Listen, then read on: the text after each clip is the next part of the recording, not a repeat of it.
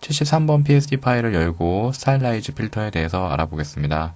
현재 엠보스 레이어가 선택이 되어 있는데요. 이 상태에서 스타일라이즈 필터 옵션 중에서 이 엠보스 항목을 선택해 보겠습니다.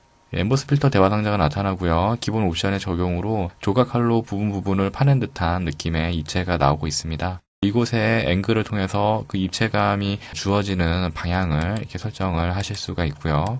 이 어마운트 옵션을 통해서 입체감의 어떤 그 적용 정도, 그런 것들을 적용할 수가 있습니다. 이 하이트는 이 이미지의 어떤 입체감의 깊이, 그 부분을 결정하는 곳으로서 조금 올려보시면 더욱더 많이 들어가는 어떤 그런 입체를 표현해 주는데, 너무 옵션이 과하면 그 이미지가 너무 그 틀어지는 듯한 느낌이 나므로 옵션을 조금 더 적정하게 설정해서 사용하는 것이 중요하겠고요.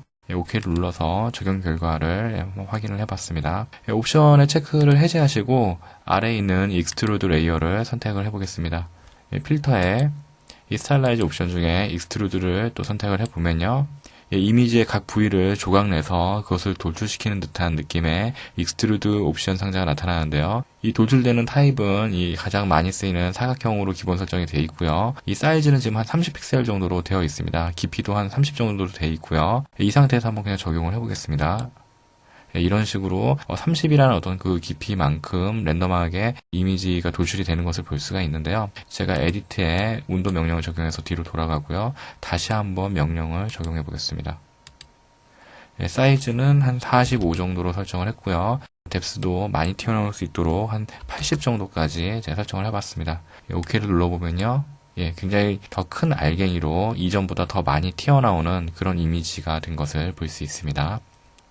이 레이어도 표시를 해제하고요. 그 아래에 있는 파인드 엣지 레이어를 선택을 하겠습니다.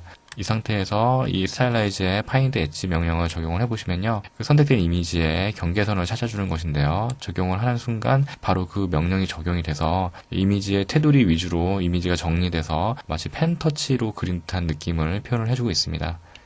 일반적으로 이 명령을 적용할 때는 연필로 그린 듯한 느낌을 표현하는 경우가 많기 때문에 이 디세츄레이트 명령을 적용해서 이미지를 흑과 백으로 이렇게 만들어서 사용하는 경우가 많습니다. 역시 이곳에 표시를 해제하고 아래쪽에 있는 그로잉 엣지스에 체크를 하겠습니다.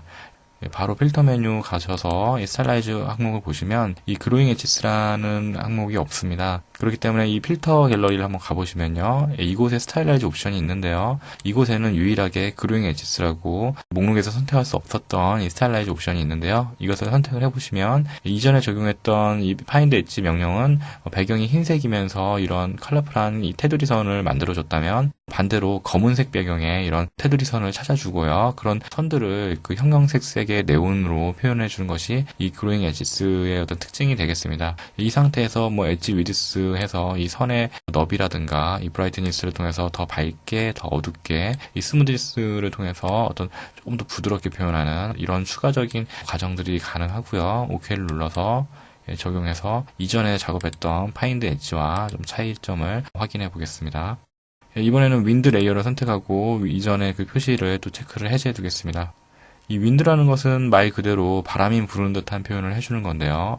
이 필터 메뉴에 스타일라이즈 가셔서 윈드를 선택을 하시면 이렇게 윈드 대화 상자가 나타나고요. 화면 배우를 조정해서 전체적으로 이미지가 어떻게 보이는지 미리 보기를 할 수가 있습니다.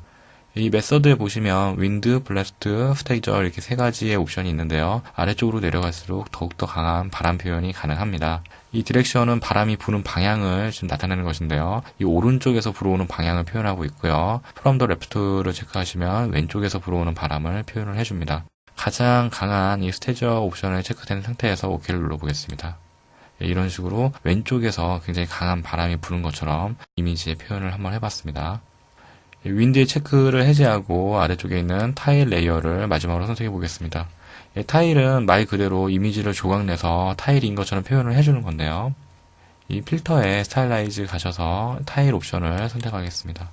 타일 상자가 나타나시면 타일의 분할 개수는 그대로 유지한 채 타일과 타일 사이가 얼만큼 벌어질 것이냐 그런 부분을 랜덤하게 설정해주는 이 맥시멈 옵셋 부분을 조금 더 30 정도로 올려서 적용을 해보겠습니다.